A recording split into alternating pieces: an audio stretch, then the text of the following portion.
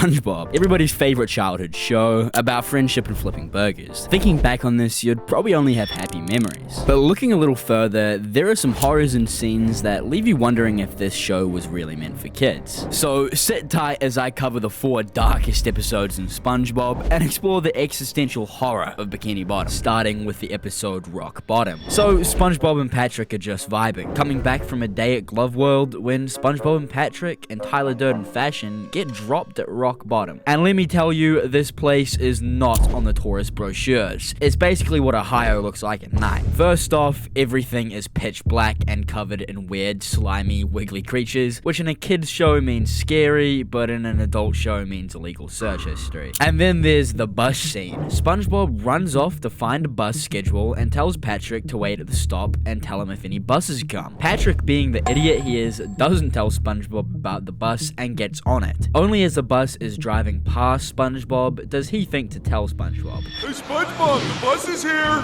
Poor little sea sponge. Then SpongeBob decides to just wait for the bus. He just wants to go home, but the bus driver has ultra instinct, because every time SpongeBob blinks or does something else, the bus leaves faster than your dad when he went to buy milk. He ties his shoelace and the bus leaves. He goes to get a snack and the bus leaves. He tries 50 times and still fails. Everything he does, he just ends up missing the bus. Then we meet this thing, some anglerfish that looks like he was banned from Chuck E. Cheese for being too friendly with the kids. And yet, he's the only one actually helping SpongeBob by chasing after his balloon? I don't know. After the bus leaves, SpongeBob is left in complete darkness, alone and confronted with the overwhelming existential dread of being by yourself. Forced to stare into the void stares back, a primal fear of darkness that no one can overcome. Nah, I'm kidding. He's chased into the darkness by a creature he's unfamiliar with. When he reaches a dead end, he finds it to be none other than that weird creature he met at the bus stop. But turns out this creature just wants to help. He ties SpongeBob's balloon around his wrist so he doesn't lose it anymore, and then proceeds to start blowing the balloon up more. This makes SpongeBob float out of the nightmare fuel, which is Rock Bottom, back to the safety of the sweet little pineapple under the sea and the company of Gary the Snail. In a comic ending to this horror-filled episode, we see Patrick getting on the next bus to Rock Bottom to go save SpongeBob. Now, this episode had its fair share of scares, but the next episode on this list will leave you traumatized. For our next episode, we're gonna cover SquidBob Tentacle Pants. So Sandy, Bikini Bottom's resident mad scientist, you know, the person whose inventions never seem to go right, builds a teleportation machine. And because science is just advanced trial and error with extra steps, she decides to test it on Krusty Krab's very own Squidward and SpongeBob. And somehow, the worst possible outcome happens immediately. They don't teleport, they literally fuse. This experiment has already gone horribly wrong. SpongeBob and Squidward just melt into each other, becoming one horrible mass of screaming flesh. And oh my gosh, the screaming. Well, it's not so much screaming between the lot of them, it's more just Squidward and Sandy screaming, and SpongeBob saying they're gonna be best buddies. Obviously, this is its own horror to Squidward. But here's where it gets worse. No one is reacting correctly. Sandy, who caused this, is just casually troubleshooting, like she accidentally unplugged her Wi-Fi. She tries to zap them back through the teleporter, and this is where the real horror begins. They end up in a child's birthday present. Imagine opening your gift to find this disgusting amalgamation. Then they end up with a lady giving birth. Her newborn baby is swapped with this freak abomination. It is so messed up. Next up, they get transported to an alien planet. Funnily enough, these aliens actually find this abomination attractive. Mr. Krabs sees a horrific fusion of 2 of his employees, a clear violation of every workplace safety law in existence, and his first thought is,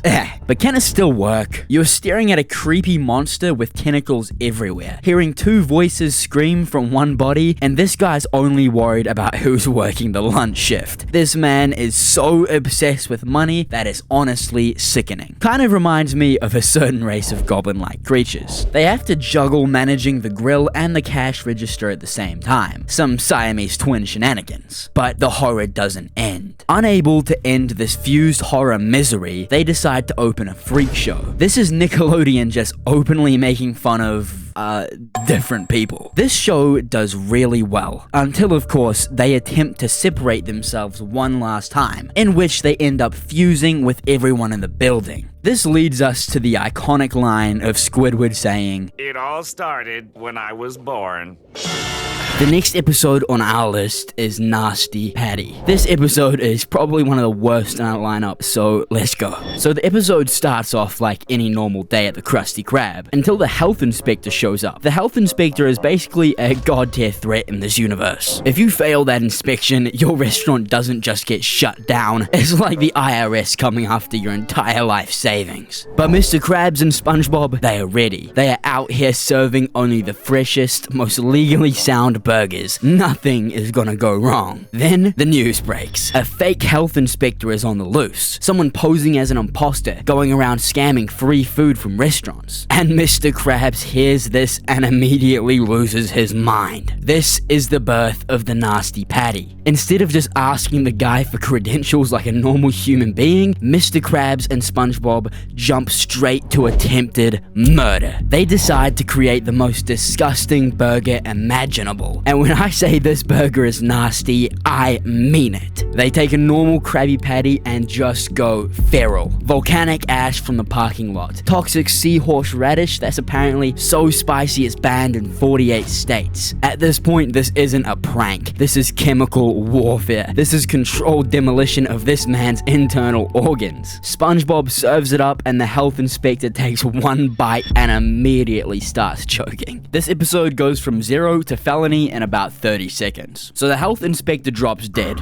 or at least that's what SpongeBob and Mr. Krabs think. And instead of checking for a pulse, or I don't know, calling literally anyone, they immediately go, well, yeah, it's time to hide the body. Just like that. This stops being a kid's show and becomes a Breaking Bad Bikini Bottom edition. So they drag this maybe dead, maybe not man onto a muddy hill in the middle of a thunderstorm and just start digging. But SpongeBob, bless his little innocent soul, is losing it. He's dry heaving, screaming about icky corpse germs and sanitizing a whole dead body like he's trying to clean his search history. There's a rock in the way. SpongeBob hurls it behind him like a lunatic, and wouldn't you know it lands directly on the health inspector's head again. Just in case he wasn't dead before, he is now. But wait, it gets so much worse. They realize his head is sticking out of the ground. SpongeBob, trying to be thoughtful, leaves it exposed so he can breathe. And Mr. Krabs just casually drops the hardest line of the episodes. They don't need air where he's going. At this point, SpongeBob starts sobbing uncontrollably like this is some mob hit. Meanwhile, Mr. Krabs is yanking him by the collar, telling him to shut up before they both end up in prison. And then the police show up. These two, covered in mud, standing next to a half-buried corpse, have to act normal. The cops shine a flashlight on them like, what are you up to? And Mr. Krabs, the master criminal, says,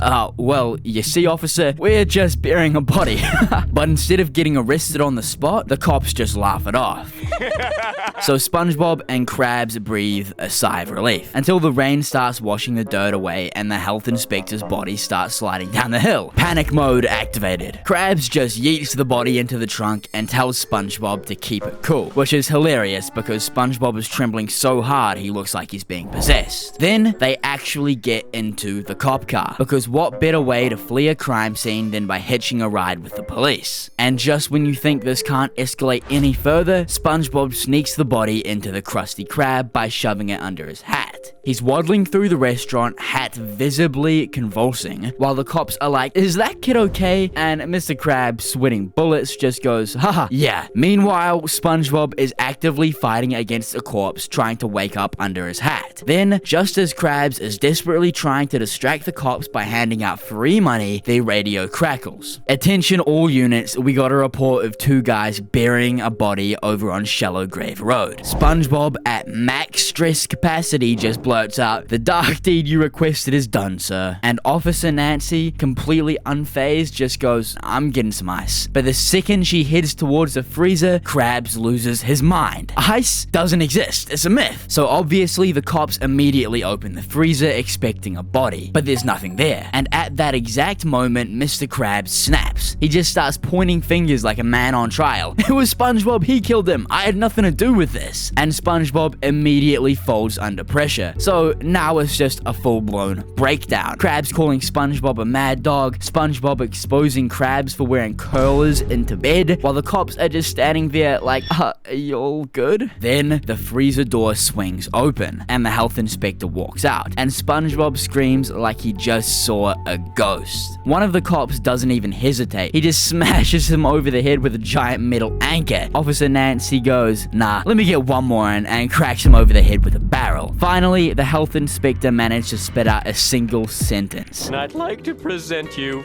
with this. SpongeBob and Mr. Krabs stare at the passing grade like it's the Ark of the Covenant. And that's it. No arrests, no consequences, just 2 minutes of straight up insanity. Nickelodeon, what were y'all cooking with this one? So our next episode is Graveyard Shift. We start with SpongeBob and Squidward closing up the Krusty Krab when some miserable husk of a customer stumbles in at the last second. He is demanding food. Mr. Krabs, being the greedy capitalist he is, decides, you know what, the Krusty Krab is a 24-hour establishment now. Because who doesn't want a Krabby Patty at 3 a.m.? Squidward, already questioning his life choices, is now trapped in a fluorescent lit hellscape with SpongeBob for an entire night. And since they have no customers, what do? Tell scary stories, of course. And this is where Squidward accidentally dooms himself. He makes up the hash-slinging slasher, some former fry cook who tragically died because he accidentally slipped on the floor, landed on his spatula, and impaled himself. You know, completely normal, workplace-appropriate storytelling. And instead of just quitting on the spot, SpongeBob eats it up like it's a documentary on Netflix. According to Squidward's totally made-up legend, the signs of the hash-slinging slasher's return are 1. The lights flickering off, 2. The phone ringing but no one's there, and 3. He'll finally arrive and he will unalive you.